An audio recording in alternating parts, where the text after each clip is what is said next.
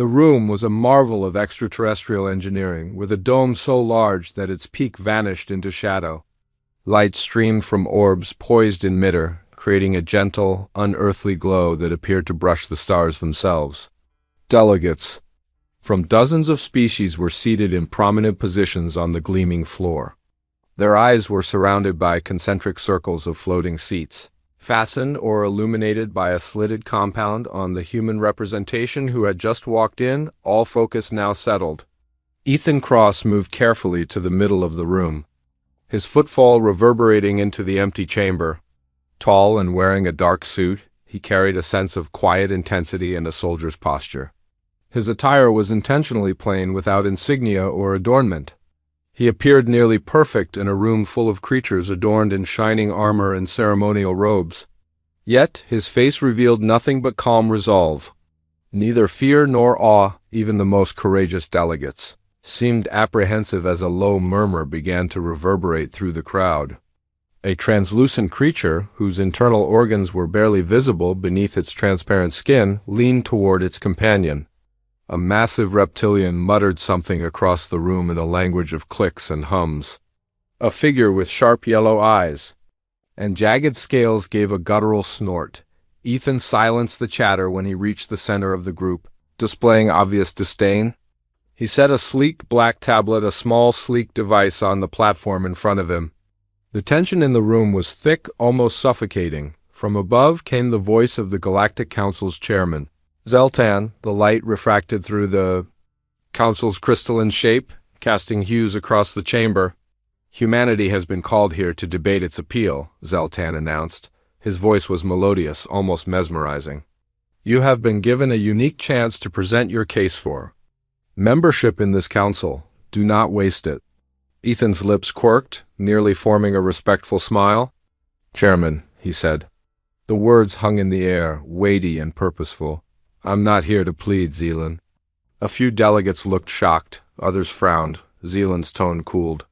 "You misunderstand the nature of this assembly. Being heard is a privilege? This is not a negotiation."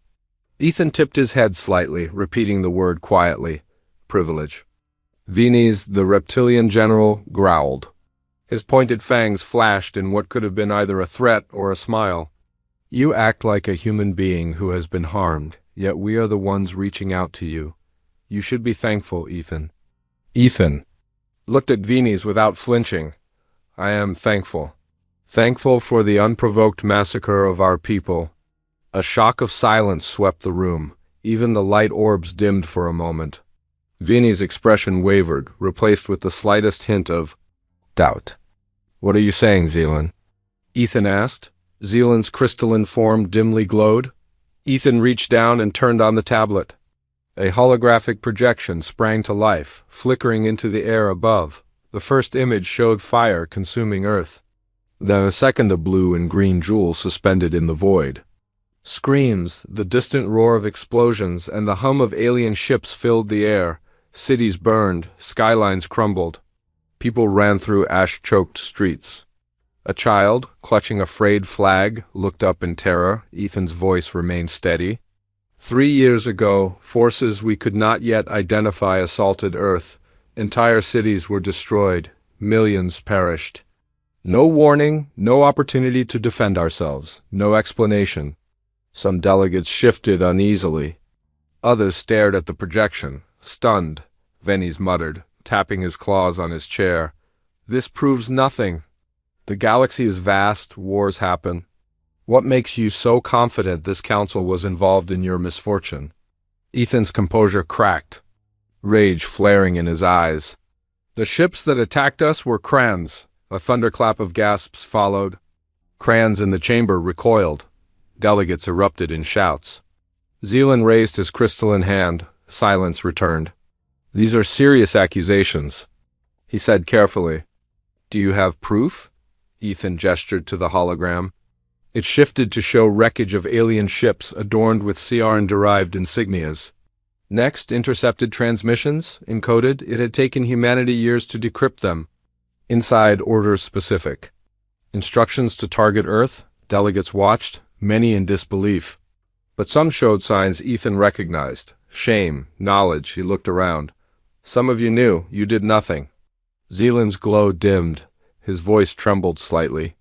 It will take time to review these claims. If proven, there will be consequences. Ethan's reply was cold. That's all we've had for 3 years' consequences. Now it's time for justice. He picked up the tablet, shutting off the hologram. His tone hardened. This isn't a membership petition. It's a warning. He turned, walking toward the exit. His footfalls echoed. He stopped, glancing back. The truth will come out one way or another. With that, Ethan Cross vanished into the shadows. The chamber remained silent. The light spheres flickered erratically. Delegates exchanged uneasy glances. Humanity was no longer a silent spectator in the galactic arena. The game had changed. Ethan Cross had just made the first move. A slight smile tugged at his lips as his eyes softened. I know you'll make things right. When his hand left Ethan's grasp and became limp, Ethan looked at him solemnly. He wanted to wake up, to say something, but the war was silent. Even if the world below was still raging, Ethan closed his eyes. He rose. After his brother's eyes stilled and his shaking hands fell quiet, the conflict wasn't over. As the soldiers regrouped, Ethan knew Marcus's death would not be in vain. Ethan glanced back at the city's destruction, smoke rising into the sky. The civilians were being led to safety. A scar now marked the horizon, and Ethan silently made a promise to the fallen. This was just the beginning. Not the end for all of humanity. The chamber was tense. Delegates whispered, voices rising. Like a storm on the horizon, they exchanged tired looks. Their prior self-assurance damaged by the humans' revelations, charges, and proof. The Galactic Council had been rocked to its core by the grim resolution in Ethan Cross's words. But the meeting wasn't over.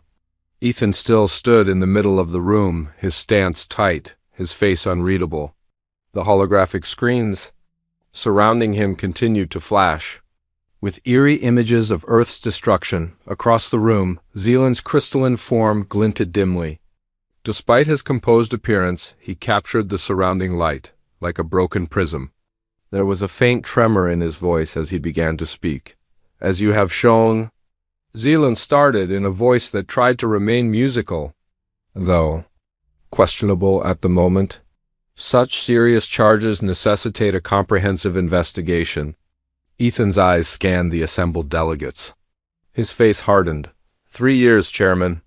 Humanity has been waiting for answers for 3 years. We buried our dead. We rebuilt our world. And now you warn us to be careful?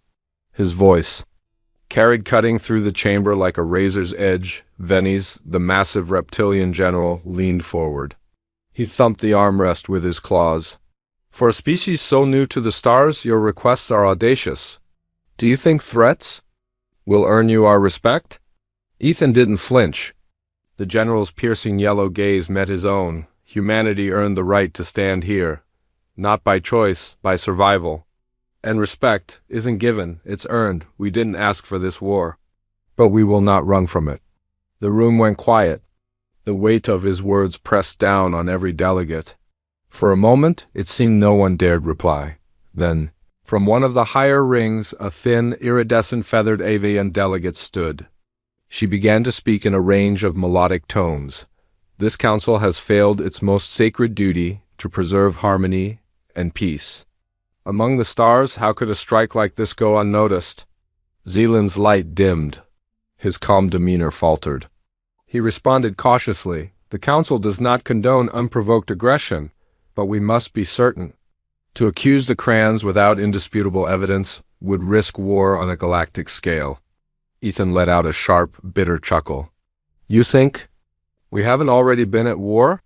Tell that to the families who have nothing left but ash. Earth lost millions. We don't fear war. We've lived it. A stir rippled through the chamber. Some delegates looked away. Others exchanged uneasy glances. Then, from the shadows of the lower ring, a figure emerged. Clad in obsidian armor, moving with quiet confidence, a Crane, Commander Varric of the Crane Empire. I am, he said, his voice deep and resonant.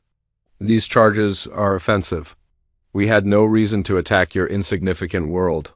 Ethan turned to him with a cold stare. No reason? Your ships were identified in the assault. Your insignia recovered from the wreckage. You're intercepted. Orders decoded. Tell me again there was no reason. Varric's jaw clenched. If Krang ships were involved, it was without the Empire's authorization. Every civilization has rogue elements. And yet, your council representative stayed silent, Ethan replied. You allowed humanity to burn. You watched from your pristine towers? Pretending. To be peacemakers, Varric's growl echoed. Choose your next words carefully, Ethan Cross. You are walking dangerous ground. Ethan stepped forward. Dangerous ground? My world was turned to glass, and we're still standing. But make no mistake. We will not be silent anymore. We've adapted. We've survived. And if you will not tell the truth, we'll tear it from your hands. Chaos erupted. Delegates shouted over one another.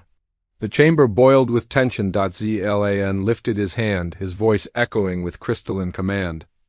Order! Silence fell, heavy with unspoken fury. He turned. To Ethan, humanity demands answers. So be it. A tribunal will be established to investigate these claims. Until then, no further action will be taken. Ethan's voice dropped, low and cutting. And when the tribunal finds the truth, will you hide it to preserve your alliances? Zealand did not respond. The silence said everything. Ethan looked around. You want to investigate?